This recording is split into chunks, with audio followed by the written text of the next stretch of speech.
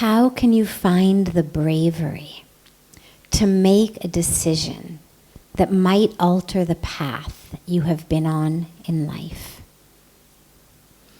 Well, it's important to distinguish bravery from impulsiveness. Bravery or courage, which we speak about a lot in here, courage is open-heartedness, which is preferable to bravery. Bravery is that, and actually I'm going back to the etymology of the words. Bravery is that which I'm able to have because I am armored or protected. Bravery arises out of the fact that there's a steel metal plate between me and the enemy, or because I've got a spear of 20 feet between me and the enemy, or I've got a steel mask on my head. Courage is the opposite. We use them as synonyms, but it's actually the opposite. Courage stems from having an open heart. The end result is the same, a fearlessness, but it's a fearlessness due to being open, rather than a fearlessness due to being separate and protected.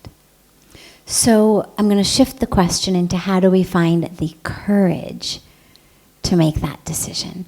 But again, it's crucial to distinguish courage from impulsiveness, because a lot of times along the path of our life,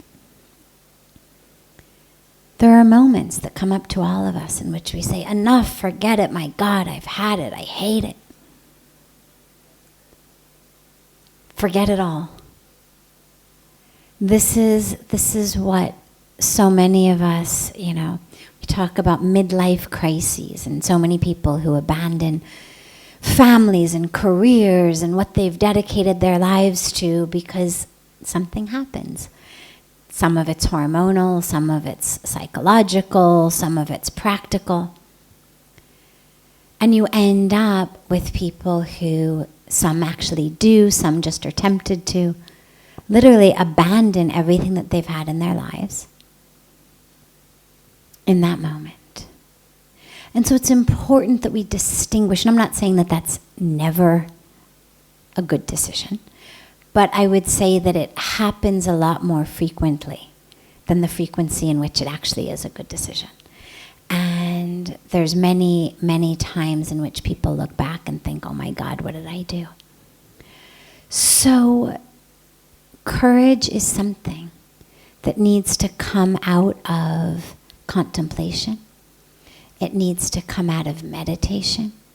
It needs to come not from a place of impulsiveness, not from a place of instinctive passion in the moment.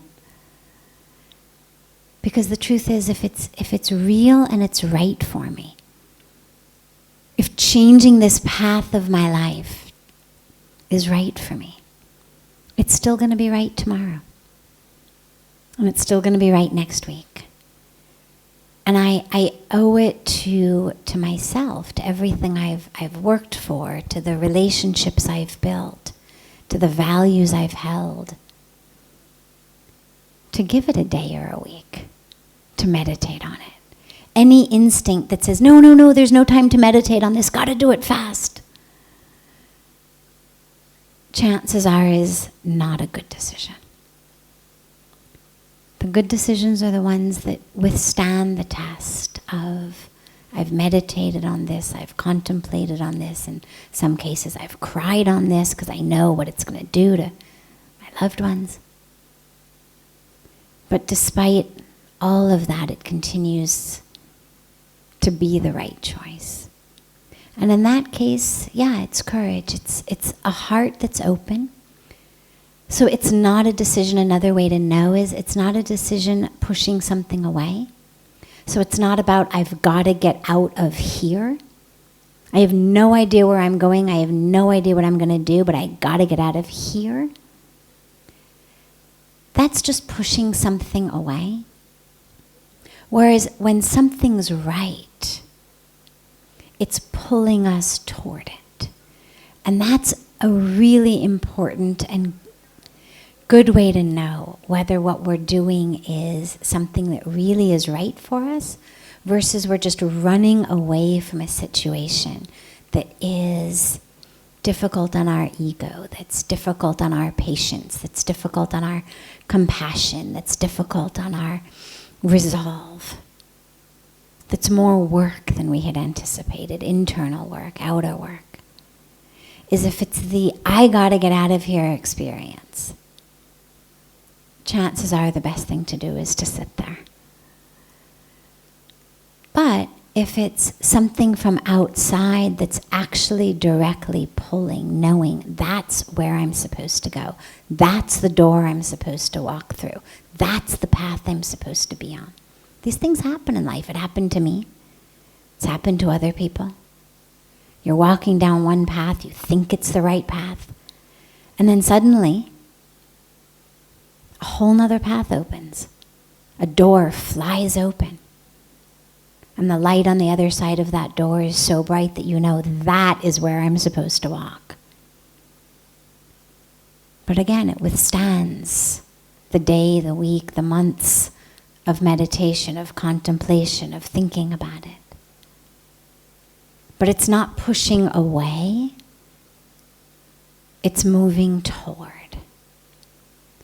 And when we've got to move toward something, we do it with courage, with the open heart, and a heart that is aware of the fact that it may cause pain. A heart that's aware of the fact that it's a sacrifice.